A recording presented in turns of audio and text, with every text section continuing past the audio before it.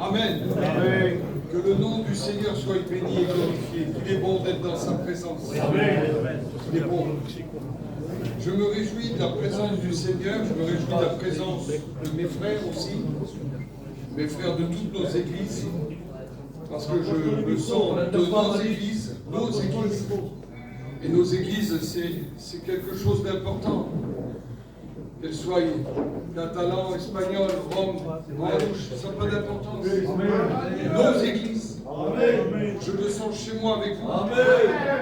Parce que je me sens chez Dieu. Et quand on est chez Dieu, on ne parle pas. On est avec nos frères.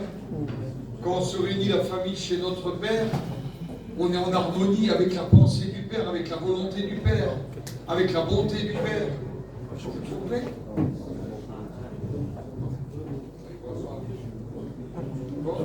Gloire à Dieu. Amen.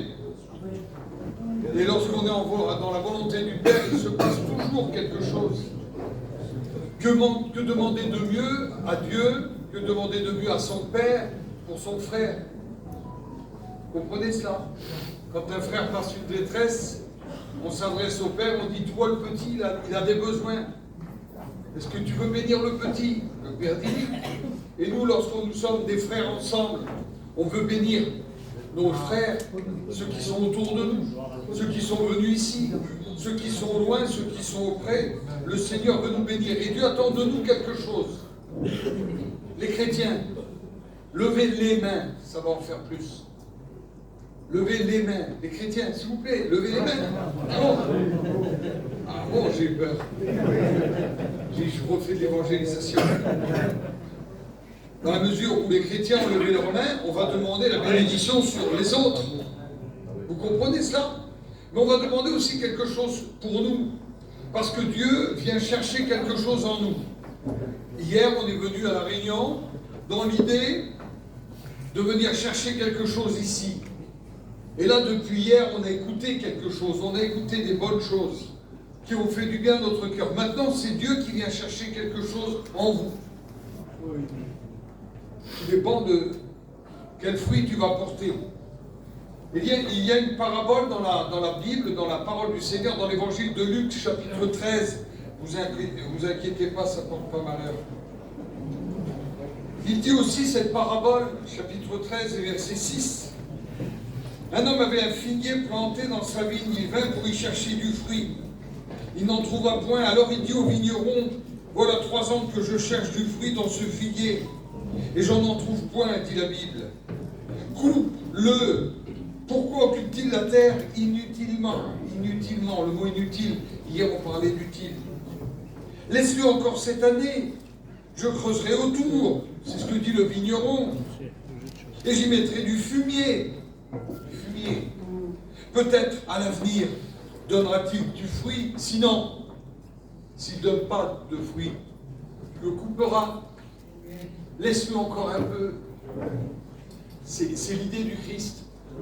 Donne-lui encore une chance. Amen. Nous avons le Dieu de 1000 chances. Amen. De 100 000 fois 1000 chances. L'arbre occupe une place importante dans la Bible. Les premiers textes de la Bible, les premiers versets de la Bible sont alimentés par des arbres. Le livre de la Genèse, chapitre 2, nous dit que l'arbre et son fruit jouent un rôle important dans la chute de l'homme. C'est en haut d'un arbre qu'on a trouvé celui qui était capable de détourner l'homme de la face de Dieu. C'est d'un arbre qu'est venue cette idée. De Dieu a-t-il réellement dit? L'idée du doute planté dans le cœur de cette femme qui va le mettre dans le cœur de son mari. Et de Genèse 2 à Apocalypse 22, du premier livre, dans les premiers versets, au dernier livre, dans les derniers versets, la Bible nous dit que dans Apocalypse 22, il y avait un arbre de vie produisant 12 fois des fruits, rendant son fruit chaque mois, et dont les feuilles servaient à la guérison des nations. Donc on a bien un arbre qui produit la chute, un autre arbre qui produit la guérison. Avec Dieu, ça se termine toujours bien. Amen. Racontez-moi une histoire où ça se termine mal. Avec Dieu, ça se termine toujours bien. Amen. Parce que Dieu veut du bien. Parce que Dieu veut que tous les hommes soient sauvés. Certains vont dire, ils répètent toujours la même chose. C'est normal. J'ai un message, je change les versets, c'est tout. J'ai un message. Je tourne avec un message. La grâce. La grâce. Amen. La grâce. Amen. Je ne peux pas me tromper. Je me demande même pourquoi on m'invite. J'ai un message. Pourquoi vous m'invitez le premier soir? J'en ai assez, moi. La grâce. Qu'est-ce que c'est beau. Avec Josué, il se retrouve sous un chêne. C'est le chêne où Josué dit aux gens, faites ce que vous voulez. Il a monté l'autel au milieu du Jourdain, il monte un autel sous le chêne, il dit faites ce que vous voulez. Choisissez le Dieu de vos pères au-delà du Jourdain, mais une chose qui est sûre, c'est que moi et ma maison, nous servirons l'Éternel. On retrouve un arbre aussi avec l'histoire de Zachée, qui est monté en haut d'un arbre. Il était de petite taille, mais c'est pas ce qui est important. Il voulait voir Jésus, c'est pas la taille qui compte, c'est l'intention qu'on met dans notre cœur. Il voulait voir Jésus. Certainement, vous avez entendu parler de ce frère qui prêchait l'évangile et qui, dans son élan à l'école biblique, prêchait sur Zachée, sur Bartimée. Et le seul problème, c'est qu'il a mélangé les deux. Mais ça devait être un cascadeur parce qu'il s'est retourné en une seconde, il s'est arrangé. Il a dit, Jésus arrive en bas de l'arbre, il regarde en l'air, il dit, Bartimée, qu'est-ce que tu fous dans l'arbre à Zachée? Il s'est rattrapé. On peut se tromper, mes frères. Ça arrive de se tromper. Ça arrive de mal parler. Ça arrive de zozoter. Ça arrive de bégayer. Oui. Mais Joanito, c'est un grand bégueur. Mais quand il dit Jésus, il était change. Ça tient la route. Mais de la doctrine, on ne bégaye pas. Notre mission est droite. Nos enseignements sont droits. Parce qu'on suit la parole de Dieu. On ne suit pas. On se trompe, on parle, on se trompe. C'est normal ça. Mais la doctrine, on ne bafouille pas. Gloire à Dieu pour notre mission. Gloire à Dieu pour sa parole. Gloire à Dieu pour nos anciens. Gloire à Dieu pour ceux qui dirigent nos jeunes gens. Gloire à Dieu pour le peuple catalan. Gloire à Dieu pour le peuple espagnol, pour les Roms, pour les Mandouches, pour les Sinti, pour les Circassiens. Pour tous les peuples, gloire à Dieu pour nos frères et sœurs sédentaires, que Dieu nous bénisse ensemble. Dans l'évangile de Luc, chapitre 13, puisqu'il y a toujours une histoire d'arbre, un jour Jésus retrouve un homme sous un arbre et lui explique, il donne une explication. Et l'histoire de Nathanaël, vous la connaissez aussi, avant même, tu étais encore sous le figuier. Je t'ai vu. Les arbres sont dans toute la Bible. L'histoire du sycomore, c'est bien dans la Bible. L'histoire du chêne, c'est bien dans la Bible. Tous les arbres sont dans la Bible. On retrouve des pins. Et si vous allez au jardin botanique un jour, à la sortie de Tel Aviv, vous prenez la route de Beersheba, vous verrez un jardin botanique. Je crois qu'on avait été déjeuner avec les frères là-bas une fois. Et il y a la Bible par les arbres. Les arbres sont omniprésents dans la parole de Dieu, dans l'évangile de Luc, chapitre 13 et verset 6. Il nous est dit, un homme avait un figuier. Il était planté dans sa vigne. Pourquoi planter un figuier dans une vigne? Compliqué ça. Le figuier, c'est comme le noyer, ça n'aime pas les araignées. Pourquoi planter un figuier dans une vigne? Pourquoi mettre toujours un arbre fruitier à côté des vignes basses? Ne me demandez pas pourquoi, c'est pas important, mais à l'occurrence, là, il y avait un arbre. Un homme avait planté un figuier dans sa vigne. Il veut pour y chercher du fruit et n'en trouva point. Le seul problème aujourd'hui, c'est pas d'être appelé arbre fruitier. Peu importe comment tu t'appelles, cerisier, pommier, poirier, ça n'a pas d'importance. Et je pourrais dire, peu importe comment tu t'appelles, catalan, gitan, espagnol, ou gitan catalan, ou rome, ça n'a pas d'importance. C'est ce que Dieu vient chercher en nous qui a d'importance. Et lorsqu'il n'en trouve pas, ça pose problème, mes frères. Lorsque Dieu vient chercher quelque chose en moi, c'est un peu comme si moi je demandais à un frère de l'eau, un autre quelque chose à manger, je ne sais pas, mais je ne trouve pas ce que je viens chercher.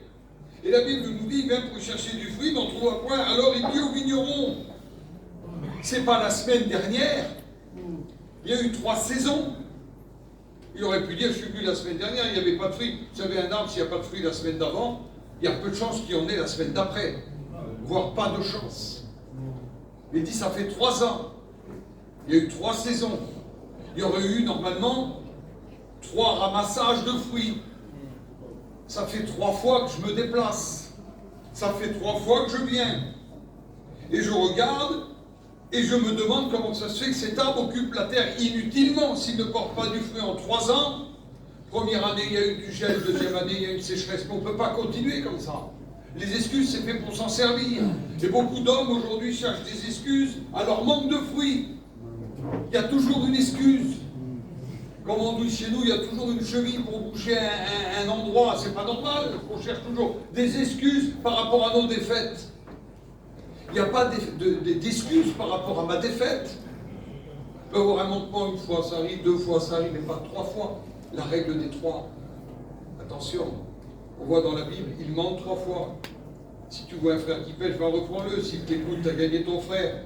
S'il ne t'écoute pas, t'appelles un ancien. S'il ne veut toujours pas t'écouter, qu'il soit jeté hors de l'église, regardez comme anathème 3 fois. 1, 2, 3 dans la Bible, c'est spécial. Et je me demande aujourd'hui, comment je pourrais encore arriver à justifier mon manque de fruits dans ce séminaire? J'expliquais à mes frères encore tout à l'heure, tu peux aller de mission en mission, de séminaire en séminaire, de voyage en Israël en voyage en Israël. Si tu as un problème, tu l'emmèneras partout. Là, c'est vrai. Et tu ne seras pas réjoui, même que tu vas à la convention, tu montes à Gien, tu loues une voiture, tu arrives là-bas, tu loues un gîte, tu vas à la mission, tu t'assis devant. Et tu crois que tu vas être béni, tu ne l'es pas. Parce que le souci vient de l'intérieur. Tu es semblable à cet homme arrivant dans un docteur, dit au médecin, monsieur, vous savez, j'ai mal partout. Le médecin dit, mal partout? J'ai mal partout. Faites-moi voir où vous avez mal. J'ai mal là, monsieur. J'ai mal là, monsieur. J'ai mal là, monsieur. J'ai mal là, monsieur. Et le médecin dit, attendez, faites voir votre doigt. Il regarde le doigt, mais il dit, vous avez le doigt cassé. Partout où vous le posez, c'est le doigt qui provoque des douleurs. Tu peux aller d'église en église. Ça va pas, je trouve pas mon compte, je vais aller là-bas. Mais tu peux aller là-bas, tu vas charger. Hein. Le problème, c'est une caravane. Tu l'accroches, tu l'emmènes partout. C'est une roulotte, tu l'accroches, tu emmènes ton problème là-bas, combien même tu irais dans le ciel, ça ne marchera pas. Dieu veut des hommes en esprit, en vérité, mes frères. Depuis ces jours-là, nous sommes venus chercher en lui des fruits, mais ces fruits en nous doivent produire aussi des fruits. Et Dieu se cherche ce soir un résultat dans ton fruit. Quel fruit tu apportes au Seigneur? Qu'est-ce que tu as décidé de lui dire? Voilà 3 ans que je viens chercher du fruit sur ce figuier. Je n'en trouve point. Coupe-le. Pourquoi utilise-t-il une place inutilement? Le vigneron. Vous connaissez le vigneron? Il cherche toujours à des bontés. Il cherche toujours une circonstance. Il cherche toujours à sortir de la détresse. Il trouve toujours des circonstances atténuantes, on va dire. Quel avocat, le vigneron? Quel avocat? Je dis quelque chose, vous ne le répétez pas, tu coupes la caméra. Je vais creuser autour. Le vigneron, c'est la bonté même. L'homme de Dieu, c'est un vigneron. C'est pas un bûcheron. Ne devenons pas des bûcherons, les frères. Restons des vignerons. Amen. Le vigneron, c'est celui qui prend la hache, qui la met à la racine et qui dit je vais le couper, je vais le couper. Le vigneron dit non, laisse-moi le petit peu. Laisse-moi un temps. Voici ce qu'il dit, le vigneron lui répondit, Seigneur, laisse-le encore cette année. Attends encore la prochaine récolte. Je vais creuser autour. Je vais y mettre du fumier. Peut-être à l'avenir, il donnera du fruit. Sinon, tu verras, on le coupera. Mais je suis sûr que l'année d'après, il sera encore revenu. Encore un an. Encore une excuse. Encore une excuse. Ils vont te trouver. Garde-les. Un moment, un autre, ils vont te trouver. Et la Bible nous dit qu'il se laisse trouver par celui qui le cherche. Il se laisse trouver. Vous connaissez ce terme d'expression? Il se laisse trouver. Je demande aux plus vieux parmi nous, les papous. Comment vous dites-vous, les grands-pères? Les grands-pères? Jaillou. Hein? Jaillou. Jaillou. Mon Dieu. Je suis pas espagnol, moi. Je ne suis pas catalan non plus. Et s'il y a des Jailloux au milieu de nous, vous avez déjà joué à cache-cache avec vos petits? Je le fais, moi. Si vous voyez ça, encore maintenant ça va, mais je faisais 150 kilos. Aller cacher un gars de 150 kilos dans un salon grand comme ça. Alors mes enfants ont compté, Papou, cache-toi. Je me cachais, vous voyez, je suis caché. 1, 2, 8, 7. Ils ne savent pas compter, mes enfants. Partez et cherchez Papou.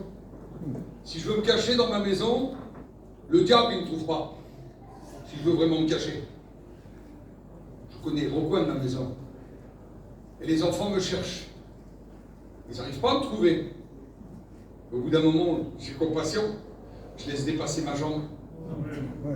Je sors un peu la jambe du placard. Et le petit, il vient. J'ai trouvé Papou, Papou, il est content, il appelle ses petites cousines, ses petits cousins, ses petits frères. Venez voir, j'ai trouvé Papou. Quelle joie qu'il a le petit. Pourquoi il m'a trouvé?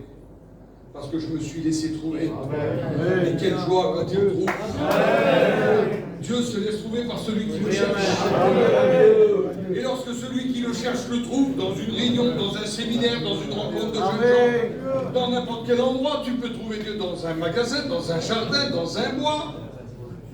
Lorsque Dieu se laisse trouver, toi tu es content, tu as trouvé Dieu, tu as trouvé la solution à ton problème, tu as trouvé la réponse à ta question, tu as trouvé l'amour à ta détresse, tu as trouvé la paix à ton angoisse, tu as trouvé Dieu dans ta nuit, tu as trouvé le jour dans ta détresse. Et lorsque tu trouves Dieu, tu es content toi. Mais si tu savais comment Dieu est content, il est heureux. Tu procures de la joie dans le cœur de Dieu. Il me cherchait, il m'a trouvé. Et quand tu trouves Dieu, tu ne veux plus le lâcher. Un arbre dont Dieu s'attend à trouver du fruit, Dieu s'attend à trouver du fruit dans cet arbre-là. Il vient, quelle déception pour Dieu!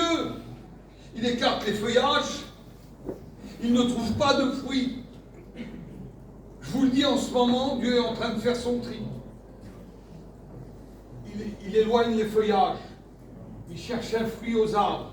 Lorsqu'il n'en trouve pas, je vous promets que la cognée est déjà sur la racine. Parce que Dieu se veut une église pure. Dieu veut une église sainte. Dieu veut une église qui lui ressemble. Il y en a assez, je le disais hier, je le répète aujourd'hui. Il y en a assez des prédications. Je veux un message, parle-moi. Envoie-moi ton message. Lorsqu'on est d'affinité avec quelqu'un, lorsqu'on se connaît bien, on ne dit même plus appelle-moi. Quand tu arrives ce soir à la maison, tu as 300, 400 km à faire. Quand tu arrives, frère, à la maison, envoie-moi un petit message. Et puis le téléphone, 7-8 heures après, ding, vous regardez, bien arrivé, que Dieu te bénisse. Que c'est bon. Quand on sait que nos bien-aimés ont atteint le but, sont bien arrivés, ils sont bien arrivés. Et l'Éternel veut nous donner un message. Est-ce que nous sommes prêts à l'écouter? Le message du fruit, regardons l'absence du fruit ensemble. L'évangile de Matthieu chapitre 3, il nous dit, produisez donc du fruit digne de la repentance. La repentance devient un fruit. Dieu se cherche un fruit au milieu de nous. Le fruit de la repentance, et on a vu cet après-midi, une vingtaine d'hommes ont pu faire cette expérience de repentance, ou cette expérience de retour vers le Seigneur, ou cette expérience d'arriver dans les bras du Seigneur. Qu'est-ce que c'est bon! Vous savez, dans la vie, on est agité. Il n'y a rien de plus bon que les bras du Seigneur. Je vous ai déjà dit qu'un jour, une femme était là avec son petit bébé. Le petit bébé était fort agité dans la réunion, mais il était sur sa mère. Et cette femme pose la question, puisque c'était une réunion de questions. C'est quoi l'action du Saint-Esprit dans une nuit? Et ça tombait bien. Elle avait ce petit qui était un petit peu hyperactif là. Je dis, donne-moi le petit là, donne-moi le petit. La femme m'apporte le petit, je le prends et je fais un peu exprès, je le serre comme ça et je le secoue. Il regarde ma figure. Traumatisé l'enfant. Au secours, il pleurait encore plus. Et je parlais à la femme tout doucement, je dis, tu vois, c'est ça l'action. Elle n'écoutait pas, le petit criait. Elle était plus inquiète par rapport au petit qui se pâmait dans mes bras plutôt qu'autre chose. Elle n'écoutait plus, elle n'écoutait plus ma voix.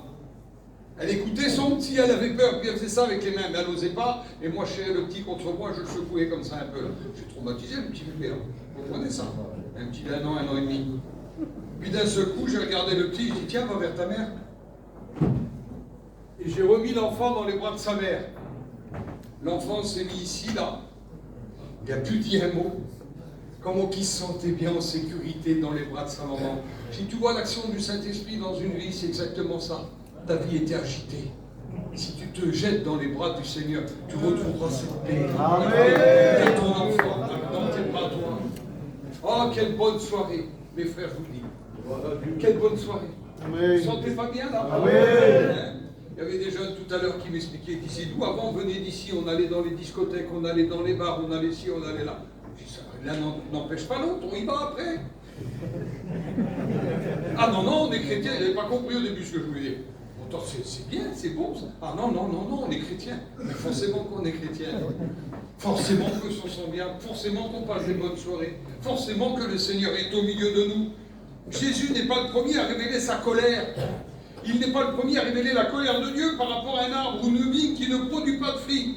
Ésaïe en a parlé en son temps. Qu'est-ce qu'a pu dire Ésaïe? Ésaïe, parle-nous.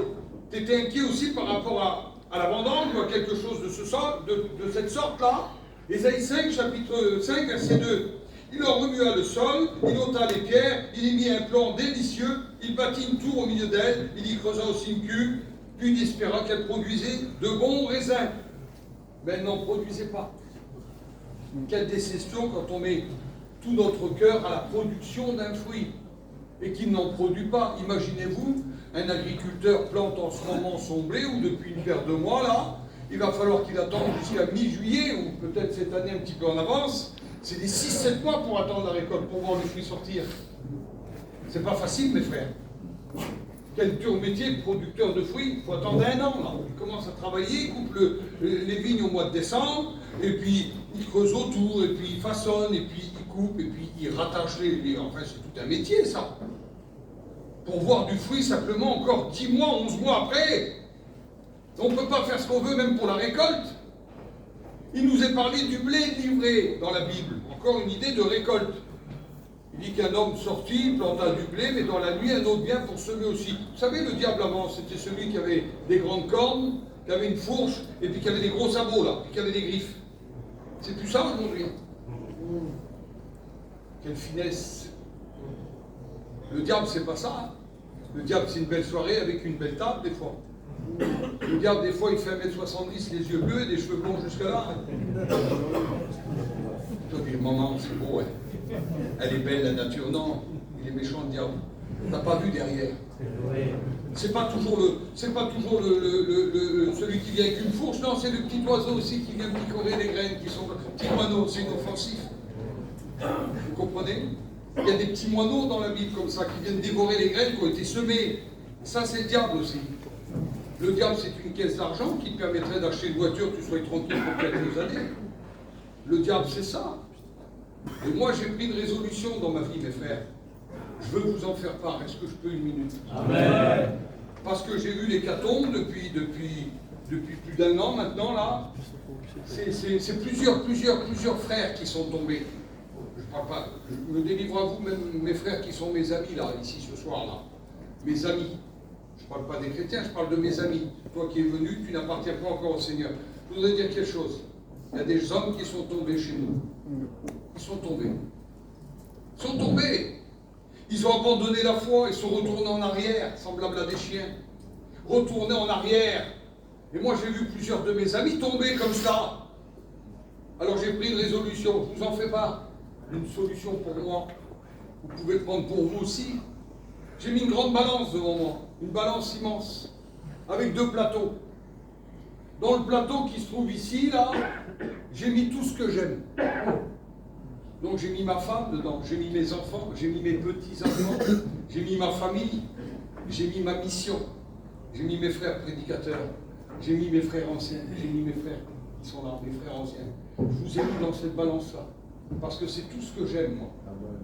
C'est dans cette balance-là. Et puis, des fois, dans l'autre plateau, il vient se mettre quelque chose.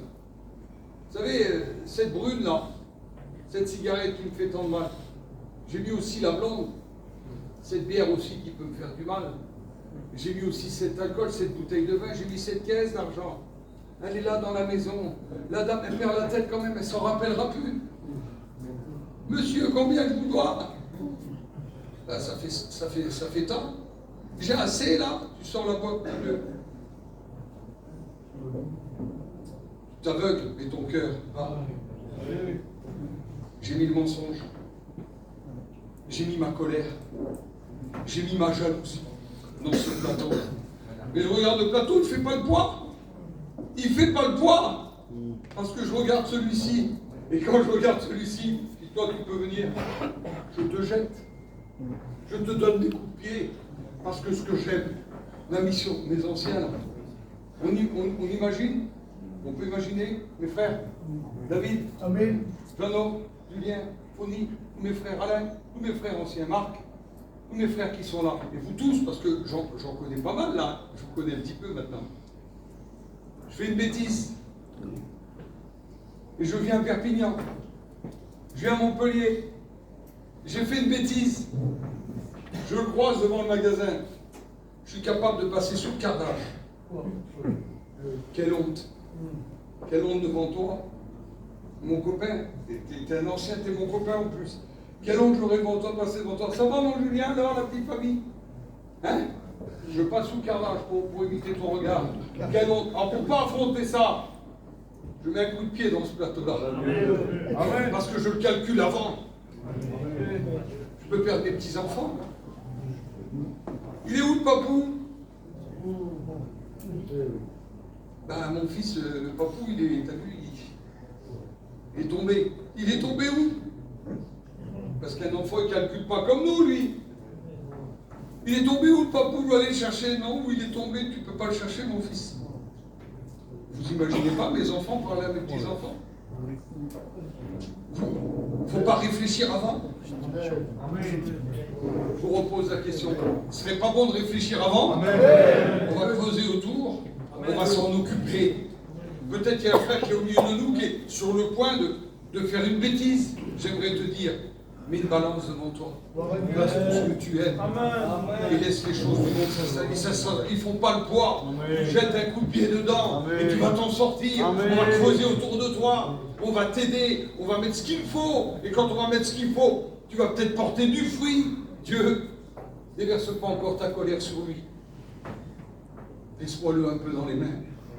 Laisse-moi au moins annoncer le message de ce soir. Demain, c'est un jour. La nuit porte conseil. J'étais sur le point de tomber. Mais Dieu veillait sur moi.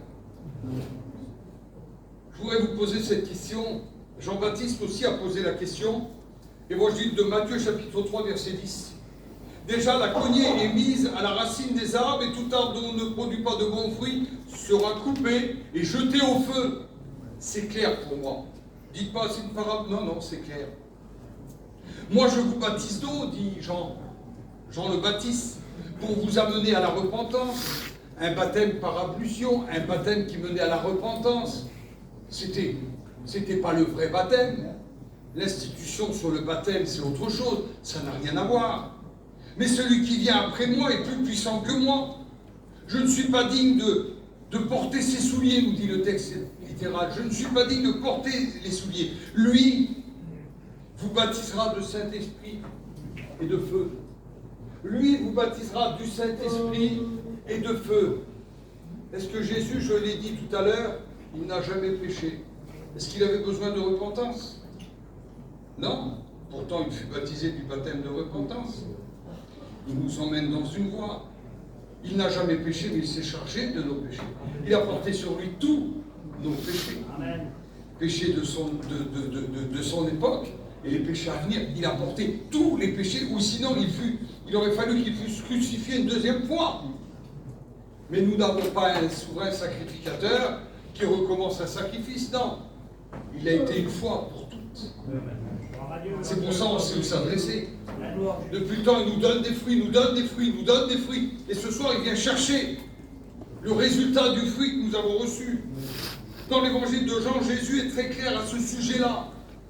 Très clair. Jean chapitre 15 et verset 2. Tout sarment qui est en moi et qui ne porte pas de fruit, il le retranche. Et tout sarment qui porte du fruit, il l'émonde, afin qu'il porte plus de fruits. Mais ça fait mal. Émonder, c'est élaguer. Émonder, c'est tailler. Si je taille le bras, il peut pousser 3 bras, là. Oui, mais dans 3 bras, il poussera plus de fruits que dans une branche. 3 branches, comprenez-moi, mes frères. Ça fait mal. et moins de moi. Ce qui compte, c'est que je porte plus de fruits. Ce qui compte, c'est que j'apporte encore et encore et encore. Est-ce que Dieu est dans cette affaire? Oui. Est-ce que nous voulons des affaires de Dieu? Jésus parle d'une personne qui se dit chrétienne, là, mais qui ne l'est pas en fin de compte. Elle est le sarment, elle est là, elle est posée sur la vigne, il n'y a pas de problème, mais elle ne l'est pas, elle ne porte pas de fruits. Donc il est retranché, coupé, jeté au feu. Une personne qui n'a pas le comportement que Dieu désire, c'est ça quelqu'un qui ne porte pas de fruits. Pas porter de fruits, c'est égal à porter des mauvais fruits. Comment ça, pas porter de fruits, c'est pas porter de fruits? Non, la Bible dit, ne pas porter de fruits, c'est égal à porter des mauvais fruits. Ah bon? Qu'as-tu que tu n'aies reçu? Pourquoi te glorifies-tu comme si tu ne l'avais pas reçu? Oui, celui qui peut faire quelque chose et qu'il ne fait pas, il commet. Il n'a pas fait péché, il n'a rien fait, il n'a pas fait du tout. Ben, quand tu ne fais pas, alors tu peux faire, tu commets un péché. Je dois produire du fruit. C'est indispensable, c'est obligatoire. Les frères, suivez-moi dans cette bonne résolution. Je dois porter du fruit. Je ne sais pas comment vous voyez les choses. Tu veux connaître quelqu'un? Parce que la Bible nous dit c'est de l'abondance du cœur que la bouche parle. Tu veux connaître quelqu'un, fils? Fais-le parler. Fais-le parler. Un moment ou un autre, il va délivrer ce qu'il est. Pourquoi la police judiciaire? Pourquoi les hommes de la PJ vous embarquent, ils vous montent dans une cellule et tous les 3 heures, ils vous emmènent au bureau? Pourquoi faire? Tu as quelque chose à dire, tu vas le dire dès le début? Non. Tous les 3 heures, il te réveille en pleine nuit et il te fait parler. Et au bout d'un moment, à la fin, tu vends tout ce que tu as. Logiquement. C'est pour ça qu'il faut donner des petits morceaux. Je ne vous donne pas des conseils, mais bon, malheureusement, j'ai grandi là-dedans. Il faut donner petits morceaux par petits morceaux. Monsieur, je vais tout vous dire. Il est content, lui. Oui, je pourrais avoir un jambon beurre, j'ai faim. T'emmènes un jambon beurre. Monsieur, je vous dis tout. Oui, vas-y, j'ai plus faim, monsieur. Ramenez-le dans sa cellule, la colère qui sent. Le petit bout, il faut donner. C'est l'abondance du cœur que la bouche parle. Matthieu 7, 19 nous dit tout arbre qui ne porte pas de bons fruits est coupé et jeté au feu. C'est donc là le fruit. Alors, fruit que vous les reconnaîtrez. On reconnaît un arbre à son fruit. Un arbre l'hiver, vous ne savez pas trop bien, hormis d'être un spécialiste. Mais quand c'est le moment des fruits, fin août, septembre et octobre, vous reconnaissez tout arbre. S'il y a une pomme dessus, il ne faut pas sortir de Saint-Cyr pour savoir que c'est un pommier. Ah oui, toi tu réagis de la même manière. Mais il y en a, c'est pas tous ceux qui diront Seigneur, Seigneur. Il y a des amis au milieu de nous là. Il y a des amis au milieu de nous là. Il y en a. Ah tant pis. Tant pis, je le dis. C'est pas tous ceux qui diront Seigneur, Seigneur. Le texte il dit ça. Oui, mais moi je dis souvent Seigneur. Seigneur, c'est vrai. C'est pas tous ceux qui diront Seigneur. Alors je regarde le texte, pas possible au monde. Oui. C'est l'abondance du cœur, oui. C'est pas tous ceux qui diront Seigneur, Seigneur qui rentreront. Ça veut dire que dans tous ceux qui disent Seigneur, Seigneur, il y en a qui ne rentreront pas. Mais quand soit rendu à Dieu, il y en a qui rentreront. Ah merci Seigneur. Seigneur, j'avais raison. Alors je continue à dire Seigneur. Mais non seulement je dis Seigneur parce que je connais son nom, mais je dis Seigneur parce qu'il est en moi. Amen. Vous comprenez? Quand le Seigneur sera en vous, le diable fuira loin de vous. Amen. On est aux États-Unis, on est dans cette ville de New York, et Billy Graham donne un grand congrès, une grande réunion spéciale. C'est venu de toutes les États-Unis pour écouter Billy Graham, le grand orateur. Il y a là des pasteurs, des missionnaires, des théologiens, des hommes de toute dénomination chrétienne. Et Billy Graham pose cette question merveilleuse. Que fais-tu lorsque le diable vient frapper à la porte de ton cœur? Et chacun la sienne. Moi je jeûne, moi je prie, moi je le chasse au nom de Jésus. Billy Graham dit non. Non, non, non. Il y a une petite tout au fond là-bas. Monsieur Graham! Chut, tais-toi, laisse-le parler. Monsieur Graham! Viens ma fille, dit Billy Graham, il l'a vu au fond. La petite monte sur l'estrade. Alors ma fille, que fais-tu lorsque le diable vient frapper à la porte de ton cœur? Elle dit, Monsieur Graham, c'est simple, j'envoie Jésus répondre. Ben oui, mais moi je l'ai oublié ça. Lorsque Jésus habite un cœur, faites-moi confiance, mes amis. Le diable fuira loin de vous. N'essayez pas de combattre. C'est un combat inutile. Le diable, il a pris Jésus, il l'a transporté 36 km, il l'a mis en haut du temple, il dit maintenant tu te jettes en bas. Le diable, il a présenté tous les royaumes à Jésus, jusqu'au royaume de Grande-Bretagne. Il lui a présenté le royaume du Danemark, il lui a présenté tout le royaume américain, il lui a présenté le Qatar, avec toutes ses grosses fortunes. Il lui a présenté les royaumes d'époque, et jusqu'au royaume d'aujourd'hui. Il a dit, si tu te prosternes devant moi, je te donne tout ça. Quel cinéma qu'il a, le diable. Quel cinéma, c'est le diable. On n'aime pas trop entendre ce mot-là, mais je suis bien obligé de vous parler de notre ennemi. Mieux le connaître pour mieux le combattre. Je regarde des vidéos, des combats de boxe. Tu tournes à gauche si c'est un droitier, tu tournes à droite si c'est un gaucher, tu le piques au foie. Si tu peux le toucher à la pointe du menton, c'est un KO net. Tu le touches au plexus, tu le touches à la tempe, tu le touches à la pointe du menton, ça fait briller les cervicales derrière. Il va tomber, monsieur. Si c'est un noir, tu le touches à l'estomac. Touche-le pas dans la tête, tu vas perdre ton temps. Tu ne tomberas jamais. L'estomac, très fragile. Il mange tellement de piment, l'estomac, il emmerde, il faut toucher à l'estomac. Si tu sais qu'il boit un coup, touche-le au foie. Si tu sais qu'il a des soucis, il n'est pas trop épais, touche-le au plexus. Mais ça, c'est virus. Mieux le connaître pour mieux le combattre. Mais nous, on ne veut pas entendre parler du diable. Comment vous allez le combattre? Laissez Jésus répondre à votre place. Il fuira loin de vous. Ah, qu'est-ce que c'est bon. Toi, tu réagis comment quand les choses ne marchent pas? Comment tu réagis? Un stylo qui ne marche pas, tu le gardes, toi? Qu'est-ce que t'en fais du stylo? Tu le jettes. Ben, toi, t'es un bizarre. Moi, j'ai des tonnes de stylos chez moi, ils ne marchent pas, mais je les garde. Je tombe mort. Quelle bêtise. Une ampoule qui ne marche pas, t'en fais quoi? Machine à laver qui ne marche pas, vous faites quoi? Vous jetez? Mais Dieu fait pareil. Dieu n'utilise pas quelque chose qui ne marche pas. Ne croyez pas ça. Tu tiens une place inutile. Quel dommage, tu ne marches pas bien. Tu aurais pu laisser ta place à l'autre qui est dans le couloir là-bas, il ne voit rien du tout. Si ça ne marche pas, tu n'as rien à faire ici, Seigneur. Pas méchant. Il était tout gentil le soir avec les petits poussins. Il est méchant. C'est quoi, un vigneron ou un bûcheron? J'ai mis ma chemise de bûcheron, donc je suis bûcheron ce soir. Mais c'est pas celui qui va se plaindre toujours.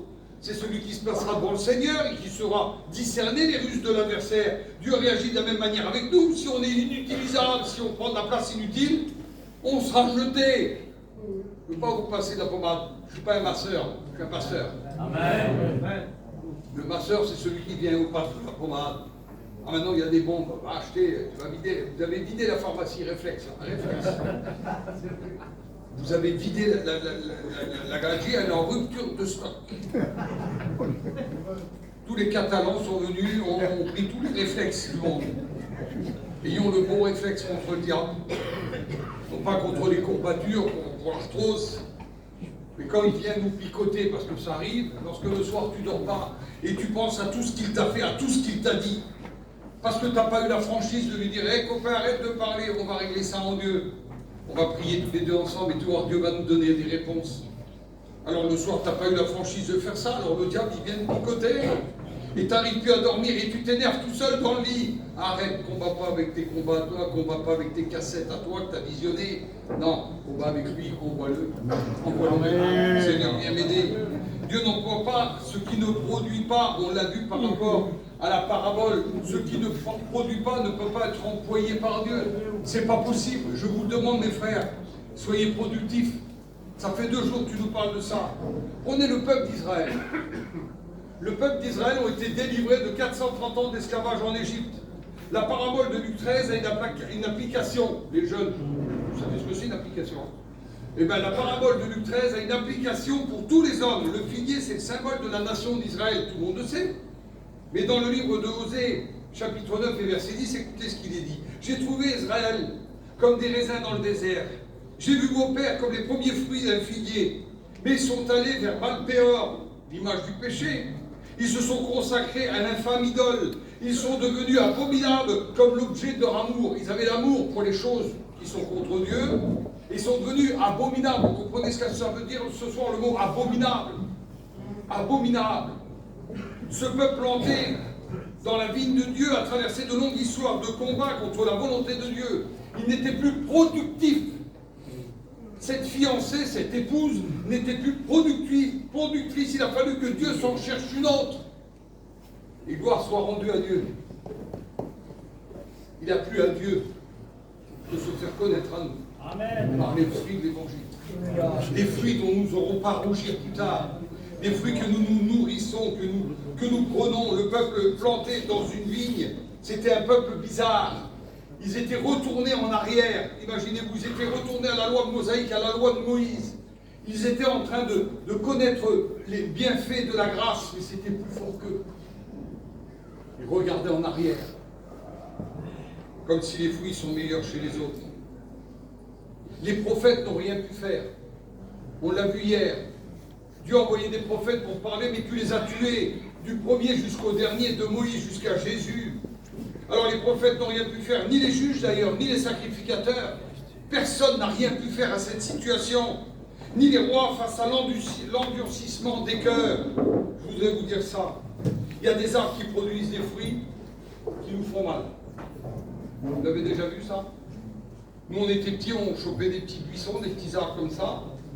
Il y avait des petits arbres dessus orange comme ça. C'était du poil à gratter. On en mettait dans le cou de tout le monde qu'on chopait, quoi. Même la maîtresse d'école y a passé chez nous. J'étais tout petit, j'avais déjà le vice. J'étais vicieux. La maîtresse était assise. Regardez-moi un petit peu l'idée, je vous raconte ça, voilà. Je ne sais pas pourquoi vous le dites, mais je vous le dis quand même. Madame, je peux essuyer le tableau? La maîtresse sur moi.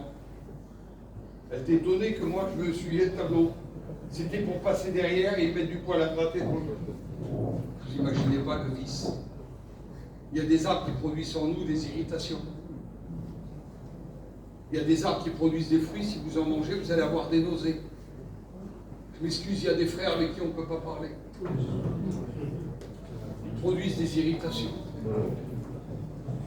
Ils se disent frères, mais ils sont là pour nous donner des nausées. Excusez-moi du mot, je ne me sens pas bien. Ce frère-là, quand il parle, il me touche ici, là. J'ai envie d'étouffer, j'arrive pas à avaler ma salive. Il m'irrite. Il m'irrite. Dieu nous appelle à être des hommes de paix. Un homme qui est rempli de la paix de Dieu, c'est autre chose. Il y a des arbres qui produisent de l'hypertension, des irritations, des allergies. Il y a des gens avec qui je suis allergique, moi. Ils viennent, ça me gratte partout. J'ai envie de faire un choum. C'est pour expulser ce qui ne va pas chez moi.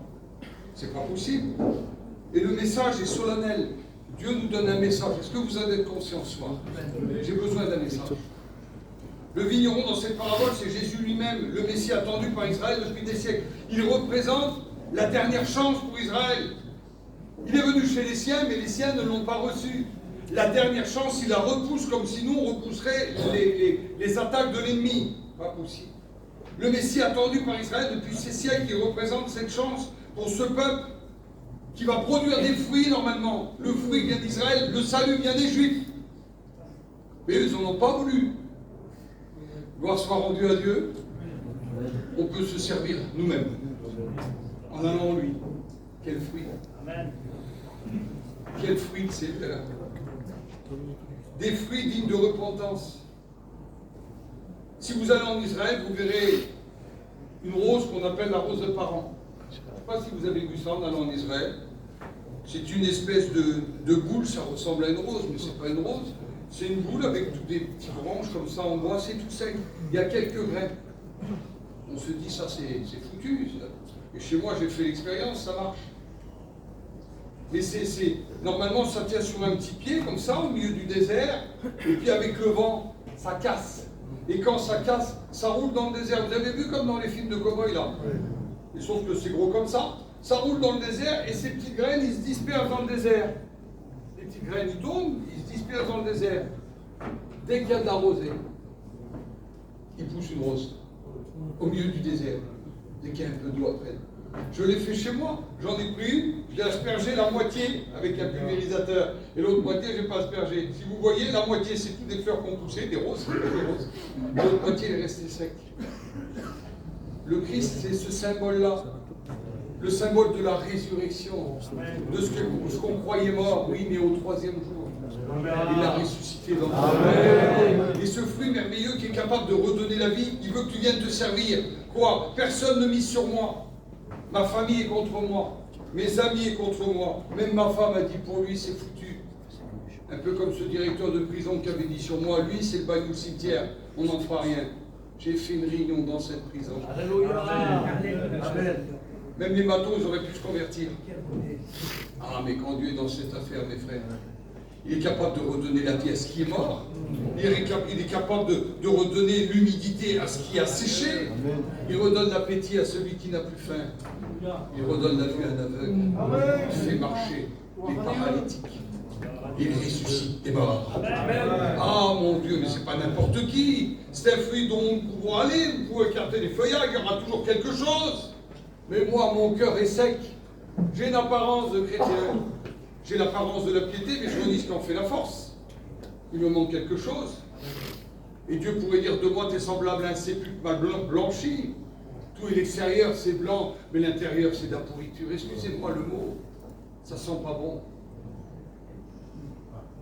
Eh oui, on veut être béni. On ne veut pas apporter de fruits. Je suis semblable à cet Indien dans cette rencontre.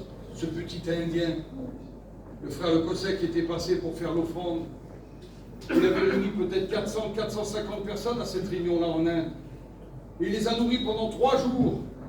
Du riz le matin, du riz le midi, et le soir on changeait un peu du riz. 3 jours il les a nourris. 500 personnes, 3 jours. Et au bout de 3 jours, ils font le culte. Et le Cosset dit, on va faire une offrande. Les frères du Cosset, ils n'ont rien. Ils n'ont rien. Comment ça? Ils n'ont rien, Cosset. Je fais l'offrande quand même. Est-ce que vous les donnez pour le Seigneur? Les Indiens, vous savez, ils font ça avec la tête, ça veut dire oui. On est passé avec les corbeilles. À l'époque, 10 francs. 450 personnes. Ils ont mis des épingles, il y en a qui ont mis des petites dents de renard. Des petites dents de renard dans l'offrande. Ils ont mis ce qu'ils ont pu. Puis il y en a un, la corbeille est passée devant lui, il l'a posé par terre, il s'est mis dedans. Il dit, moi je me donne tout entier. Quelle belle offrande. Quelle belle offrande. Qu'est-ce que tu donnes à Jésus ce soir? Quel fruit il est venu chercher dans ta vie? Qu'est-ce que tu vas lui donner? Les restes? Oh, pour l'offrande, c'est un frère, il passe, oui, moi aussi, forcément, je suis capable de donner 20, 30 centimes. Mais heureusement, je suis capable de le faire. Mais là, le Seigneur cherche un autre fruit. Un fruit qui ne sont pas visibles à mes yeux, à moi. Seul toi connais le fruit. Qu'est-ce que tu peux donner à Jésus? Qu'est-ce que tu voudrais lui offrir? Qu'est-ce que tu pourrais lui apporter? On continue 1 minute, après j'arrête, je vous embête plus. La hache de Dieu. La hache de Dieu. Les leçons pour nos vies. Cette parabole démontre que nous sommes tous des arbres fruitiers. Il n'y a pas de problème. Mais chacun rendra un jour des comptes. Chacun rendra des comptes, mes frères. Ne vous y trompez pas. Ce que l'homme aura semé, il le récoltera sûrement. Sûrement. Jean 15 nous dit, je suis le vrai cep. Ah, qu'est-ce que c'est bon. Et mon père est le vigneron. Ah, on retrouve le vigneron, celui qui est gentil, pas moi. Tout sarment qui est en moi, qui ne porte pas de fruits, il le retranche, et tout sarment qui porte du fruit, il les monte, afin qu'il porte plus de fruits. Déjà, vous êtes purs, dit le Seigneur, à cause de la parole que je vous ai annoncée. À cause de la parole que je viens de vous annoncer. Tu ne pourras pas dire que tu n'as pas été prévenu. C'est trop facile de dire, moi j'en ai pas du fruit, je ne vais pas t'en donner. Je vous l'ai dit que vous avez du fruit, il faut produire. Amen. Tu ne ressortiras pas de cette réunion comme tu es rentré. Même celui qui vient de sortir, bien entendu. Parce que je me souviens quand je me sauvais des réunions, vous croyez que je ne me souviens pas? Et quand je me sauvais, le frère disait, tu peux partir où tu veux, le Seigneur va te bénir. Je ne parle pas pour vous les deux, frère. Tu peux aller où tu veux, le Seigneur va te bénir, le Seigneur va répondre à tes questions, va soulager ton mal, va soulager ta détresse. J'entendais tout. Quelle bonté de Seigneur. Je suis le cep, vous êtes les serments, celui qui demeure en moi. Ah, c'est pour d'autres cas, d'autres gars, ça. Hein. Et qui demeure, porte beaucoup de fruits, car sans moi, on ne peut rien faire. Qu'est-ce qu'il est bon, le Seigneur. Si quelqu'un ne demeure pas en moi, il est jeté dehors comme le serment, il sèche, et on le ramasse les serments, on le jette au feu, il brûle. Et si vous êtes en moi, rien ne vous arrivera. Le fruit de l'esprit, c'est l'amour, la joie, la paix, la patience, la bonté, la bénignité. C'est la douceur, c'est la maîtrise de soi. La maîtrise de soi, vous en êtes, vous les frères. Il y en a qui disent, mais nous, c'est plus fort que nous. On est des cogneurs chez nous, on est une famille de cogneurs. Puis t'arrives au feu rouge. Le monsieur n'avance pas devant, il n'est pas mou, lui là. Tu t'avances, mon vieux. Monsieur descend de l'auto. Je fais 2 mètres, c'est un catcheur. Monsieur, la route de Paris, monsieur, c'est par là ou c'est par là? La maîtrise de toi? Allez, fais-moi rire. T'arrives à te maîtriser tout de suite? T'arrives à te maîtriser tout de suite? J'arrive au magasin il y a quelques temps. Ça, c'est comique, hein? Pas un gars fait rigoler, moi, là, c'est comique, hein? Je vois une brave sœur avec son petit caddie. Puis le petit mari, viens, prends le caddie. Oh là, je dis là. Lui derrière avec son petit caddie. Il suivait dans les rayons. Puis d'un seul coup, je ne sais pas ce qu'il a fait. Moi, il a dû aller au rayon des voitures, je ne sais pas, 10 minutes. Elle chauffe dans le magasin. J'étais juste derrière elle, elle ne m'a pas vu. Maman, où t'étais encore? Je dis, elle parle au petit, elle parle au chien. Où t'étais encore? J'arrive, je passe à côté, je dis bonjour frère, pour ne pas les mettre mal à l'aise. Elle se tourne, bonjour mon frère. Ah, il ne voit pas, c'est Marie Cruchotte. Tout de suite, j'avais un aigle devant moi, et là maintenant, un petit moineau. La maîtrise de soi. Où vous en êtes, vous, avec la maîtrise de soi? La maîtrise de soi, c'est de se faire insulter et baisser la tête. La maîtrise de soi, c'est que même que tu es un grand bonhomme, n'importe qui te dit quelque chose, tu baisses la tête et tu dis Seigneur, donne-moi la patience, donne-moi la paix. Donne-moi encore, laisse-moi encore un peu de temps. Elle va se rapprocher du Seigneur, il va se convertir, mon petit. Pour l'instant, il m'insulte, je baisse la tête, je ne peux pas, je ne peux pas. Ceux qui sont en Jésus-Christ ont crucifié la chair, ont crucifié la chair. Ceux qui sont en Jésus-Christ, ceux qui ne sont pas, ne crucifient rien du tout. Ils ne peuvent pas maltraiter la chair parce qu'ils l'aiment. On ne maltraite pas quelque chose qu'on aime. C'est pareil. C'est toujours pareil, c'est toujours la même histoire. Jésus veut des chrétiens comme cela. Ce que l'homme aura semé, il le récoltera, sûrement. J'allais dans une salle où j'étais entraîné par Gasparini, l'ancien champion d'Europe de boxe. Je suis rentré dans cette salle-là, j'étais jeune, je voulais faire du sport. Et ce monsieur-là, à chaque fois que je rentrais dans la salle de sport, là, il avait 2 chiens, des bulldogs. À l'époque, il n'y avait pas de pitbull. Il y avait 2 bulldogs. Il y en avait un, il venait, il me faisait la fête. Il m'aimait bien. Peut-être qu'il voulait manger plus tard, mais au début, il m'aimait bien. Il y en avait un deuxième, à chaque fois que j'arrivais, il me grognait dessus, il grognait sur même les autres qui venaient, il grognait sur tout le monde, ce chien-là. Un chien bizarre, il était méchant. Et Gaspard, il est mort. Le professeur, là, Gasparini, il est mort. Et sa femme a dit, les chiens, je ne les garde pas. On ferme le gymnase, les chiens, je ne les garde pas. Celui qui veut les chiens, qu'il les prenne. Il y en a un des 2 qui a été pris, qui a été adopté. Lequel, à votre avis? Le gentil. Il n'y a pas de piège. Qui c'est qu'aurait voulu du méchant? Ils l'ont emmené dans un chenil, ils l'ont fait piquer. Excusez-moi les frères, ce qu'un homme aura semé, il le récoltera. Soyons gentils, comme dit mon frère Joannizo. Soyons gentils. Ayons le caractère de Christ. Ayez les mêmes sentiments qu'avec le Seigneur. Et moi je me pose la question dans cette soirée, parce que Dieu est en train de passer dans les rangs, lorsqu'il va poser sa main sur ton épaule, qu'il va dire, fils, donne-moi ton fruit. Qu'est-ce que tu vas lui répondre? Seigneur, tu connais toutes choses. C'est ce que tu vas lui dire, tu es comme moi. Serre-toi, mais tu sais, je n'ai pas une grande espérance. Mais l'amour de Dieu, c'est celle qui excuse tout, elle croit tout, elle espère tout, elle supporte tout. La charité ne périt jamais. Les prophéties, ils vont prendre fin. Toutes ces choses-là vont prendre fin. Les langues vont cesser, nous dit le texte. Mais la connaissance, elle va disparaître aussi, hein, car nous connaissons en partie et nous prophétisons en partie. Mais pour ce qui est, quand ce qui sera parfait sera venu pour ce qui est de cela, le partiel va disparaître. Les faux fruits. Et une corbeille de fruits chez une dame que je connais là, ça fait 30 ans qu'elle a la corbeille de fruits là. Toujours les mêmes fruits. Oui, c'est ça. C'est du PVC, c'est du... Mais on dirait des vrais. Je vais prendre une banane. Pouette, pouette. C'est du plastique. Quelle déception. Il y a des fleurs en plastique. Tout est jetable aujourd'hui. Tout est jetable. Fleurs jetables, rasoirs jetables. Vous allez à Action, là, tout est jetable. Vous rentrez dedans, vous n'avez rien besoin, vous ressortez. Vous avez mangé 50 € de choses jetables. Comme toilette jetable. tout est jetable. Excusez-moi le mot, hein. Moi je ne m'excuse pas.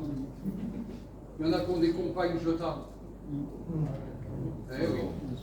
Dieu a mis sur ton chemin une femme que tu vas appeler ta compagne. Au début tu l'aimais, tu la mets ici. Puis elle est sous ton bras pour être aimée, elle est près de ton cœur pour être aimée aussi, sous ton bras pour être protégée, disait pas ta compagne, tu l'aimes. Au bout de 6 mois, 1 an, tu la ramènes au père.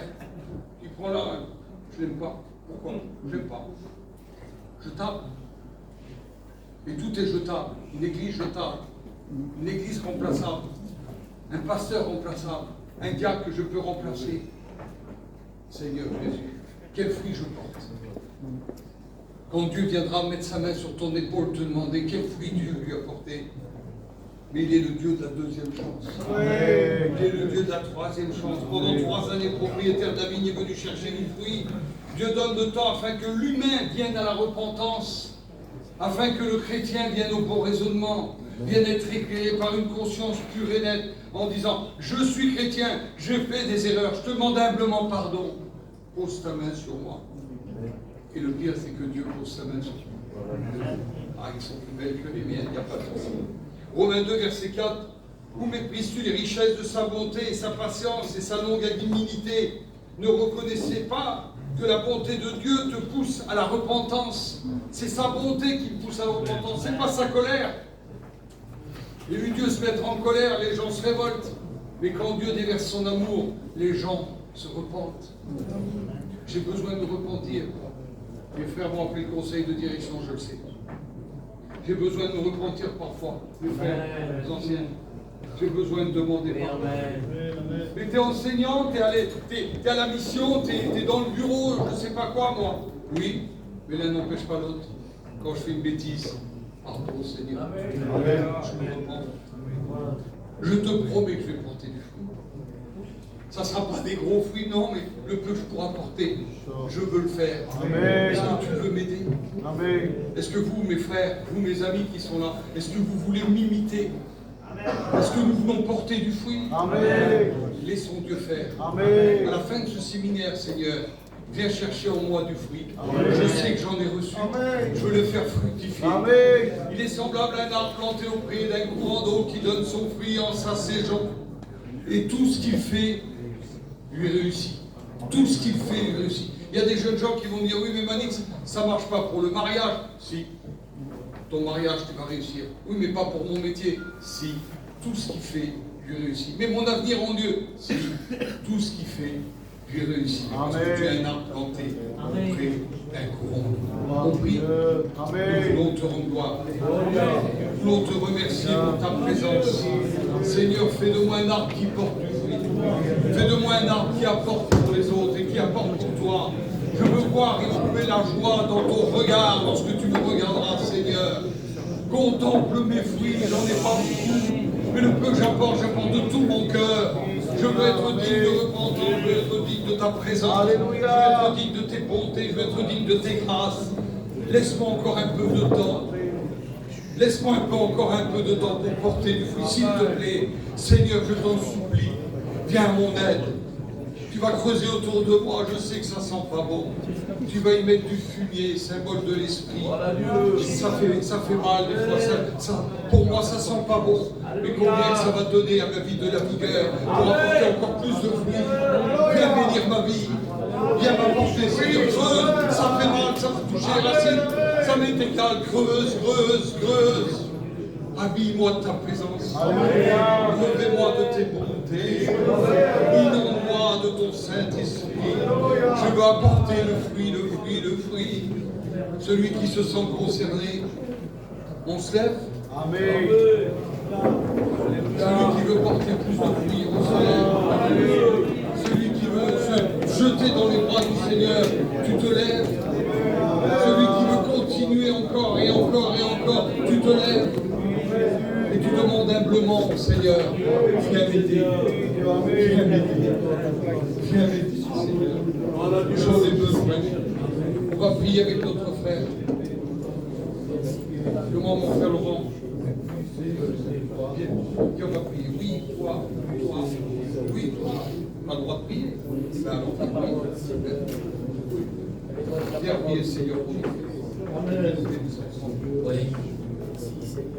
Seigneur, notre Père, nous te bénissons, Seigneur, car toi seul es digne d'être adoré. Seigneur, j'ai besoin de ta grâce. Voici mes frères, Seigneur. Merci pour la communion fraternelle. Seigneur, je ne veux pas me borner ce que j'ai entendu. Je veux le vivre par ta grâce. Aide-nous à vivre comme toi tu le veux. Par ta grâce, Seigneur. Au nom glorieux de Jésus. Que cette parole soit grave sur la table de notre cœur. Par la personne du Saint-Esprit. Gravée là sur notre cœur. Entendons, Seigneur. Nous voulons aller encore plus loin pour te plaire. Mieux te servir. Mais apprends-moi à me humilier.